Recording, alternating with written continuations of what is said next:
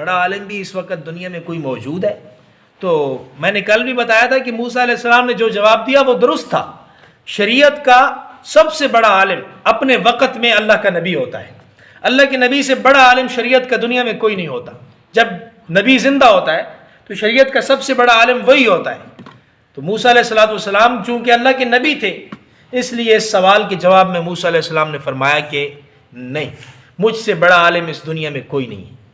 اب یہ بات تو درست ہے، لیکن یہ جملہ عموماً متکبر لوگ بولا کرتے ہیں کہ مجھ سے بڑا مالدار تو اس دنیا میں کوئی نہیں ہے، مجھ سے بڑا طاقتور تو اس دنیا میں کوئی نہیں ہے، اسی طرح مجھ سے بڑا عالم بھی اس دنیا میں کوئی نہیں ہے۔ یہ جملہ بھی موسیٰ علیہ السلام نے کسی تکبر کی وجہ سے نہیں کہا تھا، لیکن چونکہ یہ جملہ عموماً تکبر والے استعمال کرتے ہیں تو اللہ تعالیٰ کو اپنی نبی کی زبان سے یہ جملہ اچھا نہ لگا، تو اللہ تعالیٰ نے نبی کو گفتگو کی احتیاط سکھانے کے لیے کہ اے میرے پیغمبر، بات کرتے ہوئے احتیاط سے کام لینا چاہیے، آپ عام انسان نہیں ہیں، آپ میرے پیغمبر ہیں، آپ کا ایک ایک عمل لوگوں کے لیے حجت اور دلیل ہے، اس لیے آپ کو ہر لمحے ہر جملے میں احتیاط کا مظاہرہ کرنا چاہیے۔ اب موسیٰ علیہ السلام کو احساس ہوا، یا اللہ اگر مجھ سے بڑا عالم کوئی دنیا میں موجود ہے تو پھر مجھے اس کا پتہ بتائیے، مجھے اس کا ایڈریس دیجئے، میں اس کے پاس جا کر علم حاصل کرنا چاہتا ہوں۔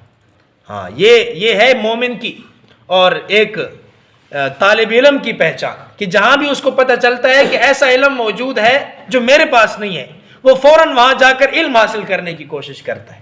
سچے طالب علم کی یہ پہچان ہے کہ وہ ہمیشہ علم کی جستجو میں اور علم کی طلب میں رہتا ہے۔ جہاں سے اس کو کوئی قیمتی بات معلوم ہوتی ہے کہ وہاں سے مجھے علم مل سکتا ہے، وہ وہاں پر ضرور پہنچتا ہے۔